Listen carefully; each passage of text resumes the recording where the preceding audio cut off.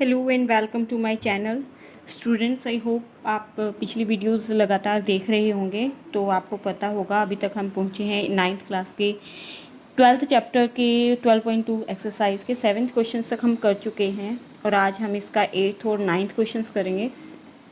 तो सभी को समझ आ रहा होगा ऐसी मैं उम्मीद करती हूँ, और अगर समझ आ रहा है तो चैनल को सब्सक्राइब ज़रूर कर लें और सब्सक्राइब करने के बाद बेल आइकन प्रेस करना बिल्कुल नहीं भूलना है। बेल आइकन प्रेस करने से आपको लगातार नोटिफिकेशन मिलता रहेगा जो भी मैं नेक्स्ट वीडियो डालूंगी। तो शुरू करते हैं आज का 8th क्वेश्चन। इसकी स्टेटमेंट है, फर्श पर एक फूलों का डिज़ाइन 16 त्रिभुजाकार टाइलों से बनाया गया है, जिनमें से प्रत्येक की भुजाएँ 9, 28, 35 हैं। ये देखिए आपको दिख रही होंगी, ये 8 डिज़ाइन दिख रहे हैं। हर डिज़ाइन को 2 इक्वल पार्ट्स में डिवाइड किया हुआ है, तो टोटल मिलाकर ये 16 डिज़ाइंस बन जाते हैं। और प्रत्येक डिज़ाइन की जो साइज़ हैं वो दे रखे हैं हमें 35, 9 और 25, यानी कि एक जो ट्रायंगल है उसकी भुजाएं हैं 25, 9 और 35।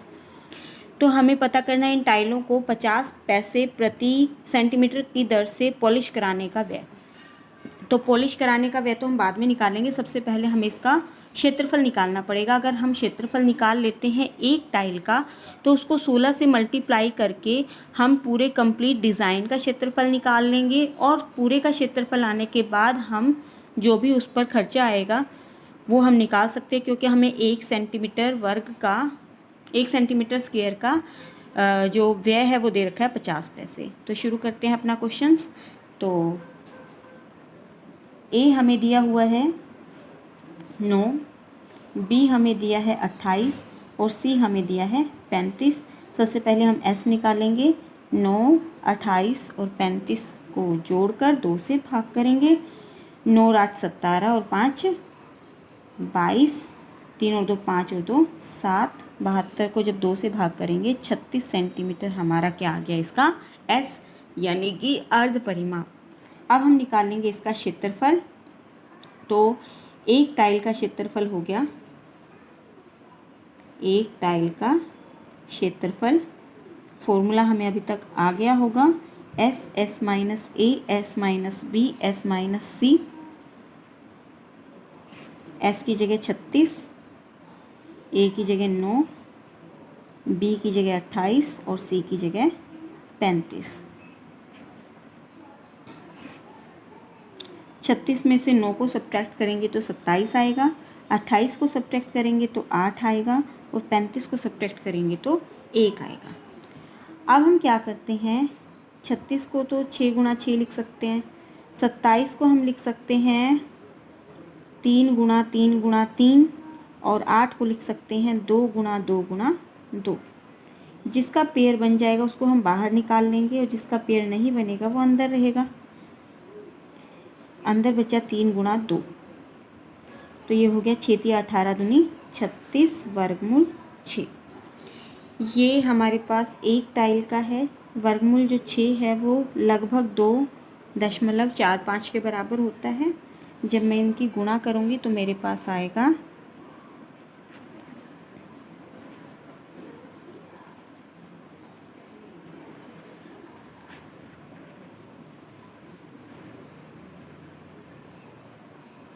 88.20। अब ये हमारे पास एक टाइल का क्षेत्रफल निकल गया है, तो 16 टाइलों का क्षेत्रफल कैसे निकालेंगे हम, 16 से गुणा करके, ठीक है। और 1 सेंटीमीटर स्क्वायर का खर्च यानी कि उस पर पॉलिश कराने का व्यय है हमारे पास 50 पैसे। 50 पैसे का मतलब है 1 रुपये का हाफ। यहाँ हम इसको ऐसे लिख सकते हैं क्योंकि आजकल ये सिंबल चल रहा है, ₹1/2। उसके बाद अगर हमारे पास 16 गुना, मैंने जानबूझ के इसकी गुना नहीं की है क्योंकि 1/2 से हमारा ये कैंसिल होगा। 1/2 गुना 16 गुना 88.2, ये कट के 8 आ गया। अब गुणा कर लेते हैं हम 8 की 88.2 से।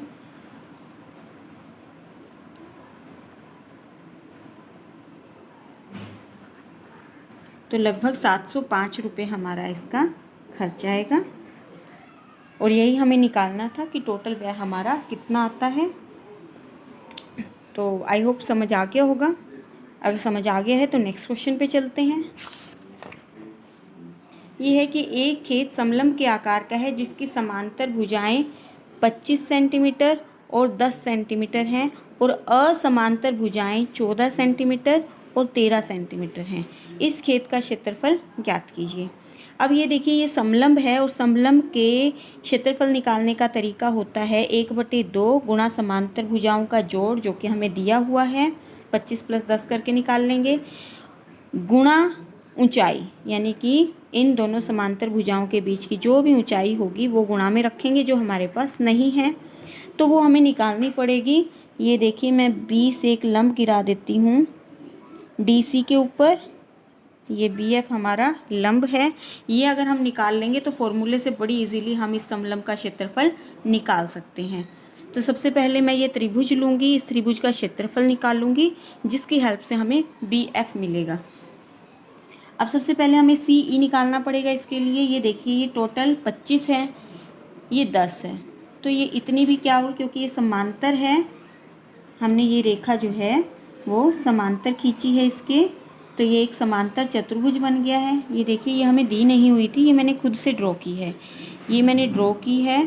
तो ये समांतर रेखाएं हैं, तो ये समांतर चतुर्भुज बनेगा और समांतर चतुर्भुज के आमने सामने की भुजाएं बराबर होती हैं। ये 14 है तो ये भी 14 होगी।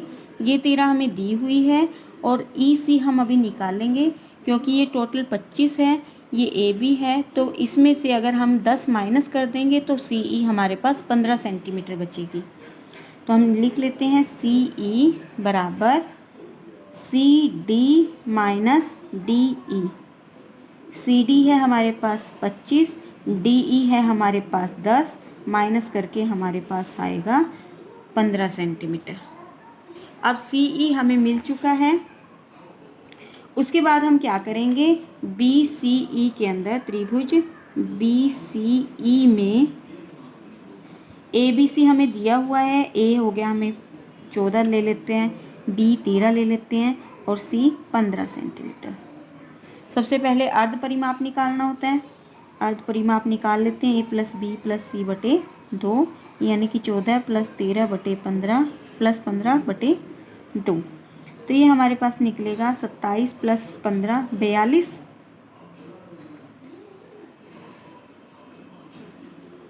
तो ये आ गया मेरे पास 21 सेंटीमीटर। और उसके बाद हम क्या निकालेंगे, इसका क्षेत्रफल। इसका क्षेत्रफल निकालने के लिए हमें हीरोन का फॉर्मूला पता होना चाहिए, जो कि हमें पता है। तो BCE का क्षेत्रफल हो जाएगा S minus A S minus B S minus C। S की जगह हम लिख लेंगे 21, A की जगह हम लिख लेंगे 14, B की जगह 13 और C की जगह 15। माइनस कर लेंगे, ये आया 7, ये आएगा 8 और ये आएगा 6। अब हम 21 के फैक्टर बना लेते हैं, 7 × 3, 8 के भी फैक्टर बना लेते हैं और 6 के भी फैक्टर बना लेंगे। ठीक है, उसके बाद हम क्या करेंगे, पेयर जिनका जोड़ा बन जाता है उनको बाहर निकाल लेंगे। और मेरे ख्याल ये सबका ही बन चुका है, तो हमारे पास इसका कोई मतलब नहीं रह जाता। तो ये हो गया 3 × 7 × 2 × 2। तो ये हो जाएगा 3 × 7 21, 2 42, 2 84 सेंटीमीटर स्क्वायर। तो हमारे पास BC का क्षेत्रफल आ गया है। BC का क्षेत्रफल निकालने का एक और तरीका है, 1/2 गुणा आधार गुणा लंब। 1/2 गुणा आधार गुणा लंब, वो भी इसी के बराबर आएगा, जिसमें से आधार हमें पता है 15 हम निकाल चुके हैं। लंब निकालने के लिए ये सब किया था हमने, तो यहाँ से हमें लंब बड़ी इजीली मिल जाएगा। ये 2 नीचे है तो ऊपर आ जाएगा इस साइड आके, और जो 15 ऊपर था वो नीचे आ जाएगा।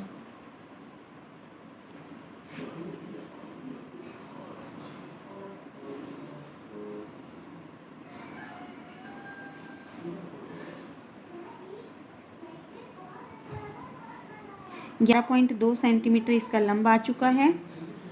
उसके बाद हम क्या करेंगे खेत का क्षेत्रफल निकालना था ना, तो समलंब खेत का क्षेत्रफल बराबर 1/2 समांतर भुजाओं का जोड़, समांतर भुजाओं का जोड़ गुणा दूरी, समांतर भुजाओं के बीच की दूरी, उनके बीच की दूरी।